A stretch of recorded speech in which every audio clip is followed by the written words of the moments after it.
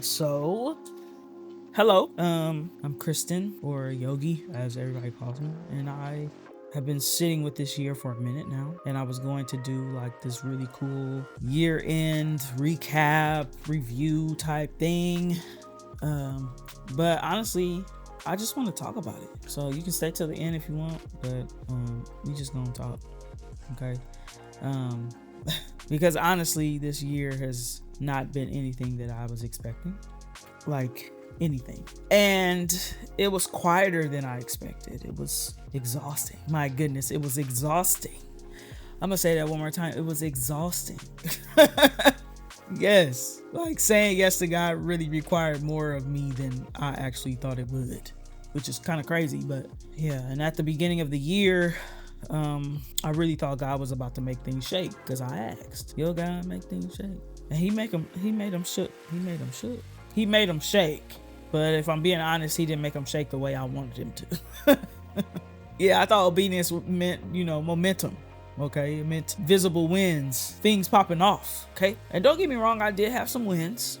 Okay, I had some big wins this year, but we'll get there. But this was a season where God was really teaching me discipline. I ain't gonna lie, this year stretched me. Okay, it tired me out. A lot of times I thought I was learning lessons in silence, and I didn't really know how to feel about that. If you've been following me, you know that at the end of last year, 2024, God asked me the infamous question that if you've been following me, you already know what I'm about to say. Do you trust me? And my response to him was, we gonna see. We gonna see. And we saw, okay?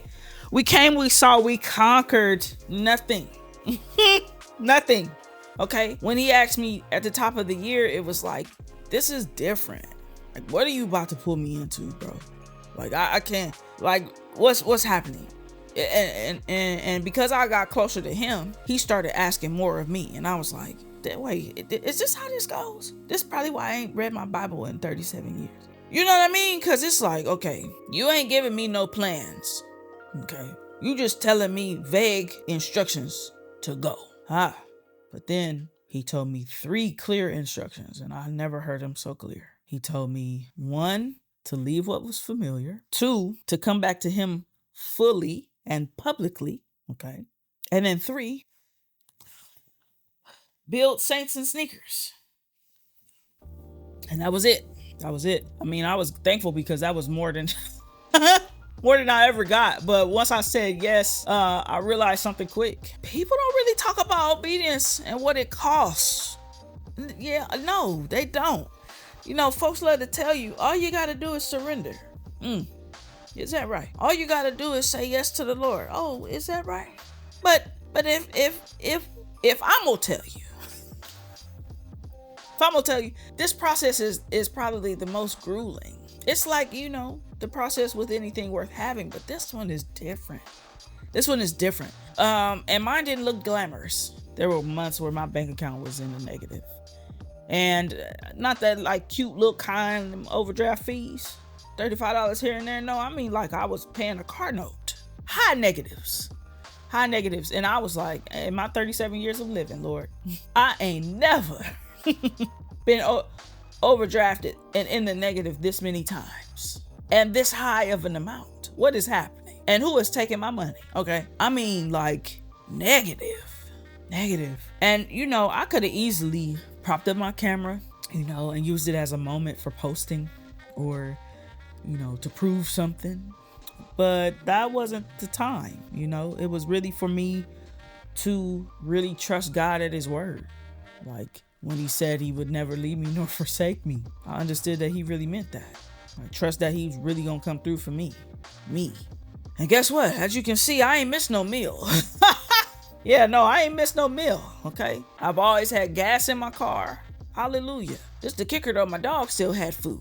Cause I promise you, every time you at your lowest, they looking at you like, you gonna feed me? You can't let them go hungry. Anyway, but from January to December, he came through.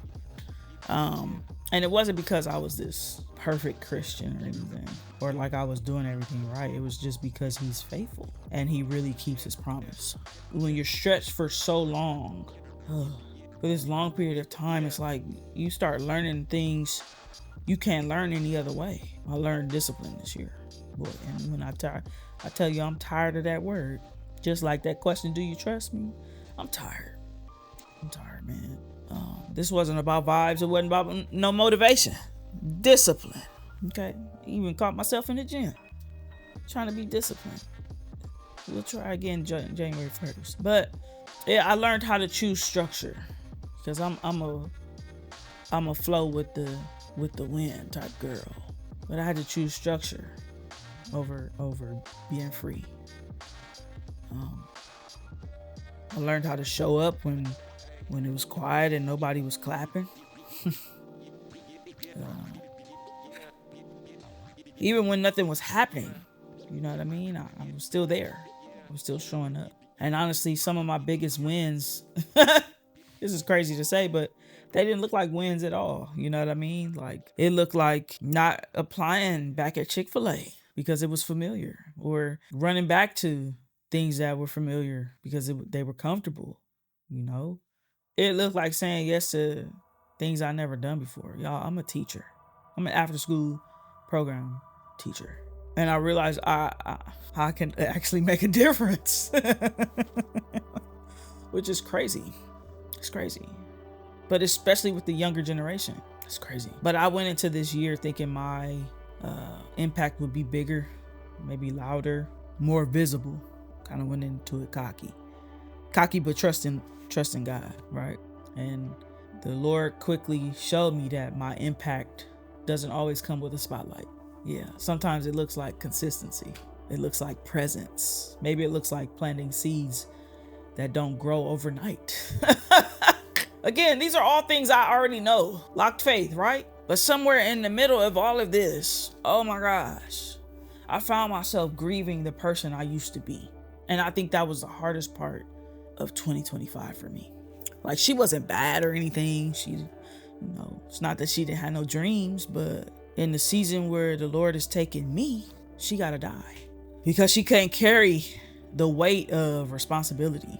And my dreams didn't die or anything, but I just got real clear on them. And I finally understood and came to terms with, that what I do, how I do it, with this whole teaching the gospel or spreading the gospel, or however you want to teach the word, don't have to look like nobody else. Woo! And that's okay. That's okay. And it's freeing. But it's also very scary. Very scary. And it's scary. It's scary because, there's been fear. Fear of failing. Fear of, being misunderstood. Fear of, people not knowing where to place me anymore. And I feel like I've been through that already several times. And it's like I'm repeating the cycle but it's every time is elevating me. And I'm not trying to act like I know everything about the Bible or as if I've arrived or anything. Like, I'm still learning, man. I'm still becoming, and that's what this next season is about, honestly. I'm gonna wrap this up because it's getting a little long, but in January I will be stepping into a new season of learning and growth. Yeah, not because I'm trying to reinvent myself or nothing like that, but because I'm finally accepting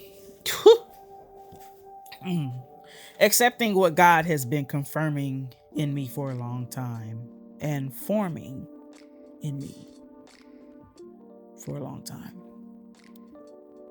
And it's not really about school or anything. It's about stewardship. That's my word for 2026. Stewarding my mind, my calling, and the responsibilities that come with it. Yes. Woo! This year taught me that, 2025 taught me that promises aren't just something that you quote. Yeah, you gotta live them out day by day. Day by day. And sometimes living them costs more than you expected. Yeah.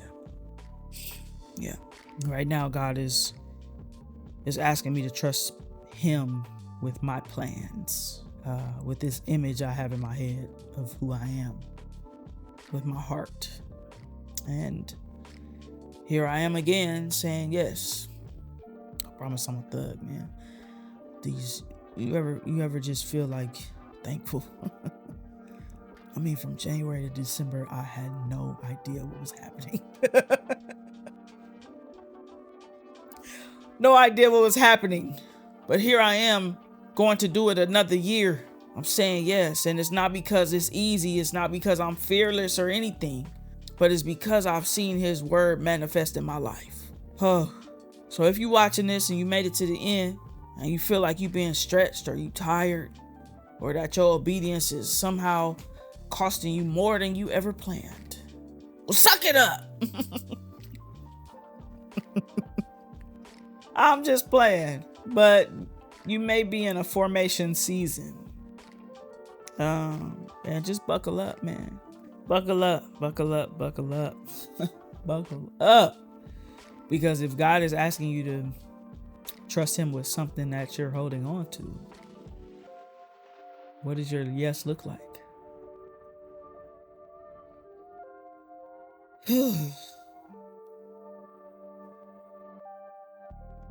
Peace.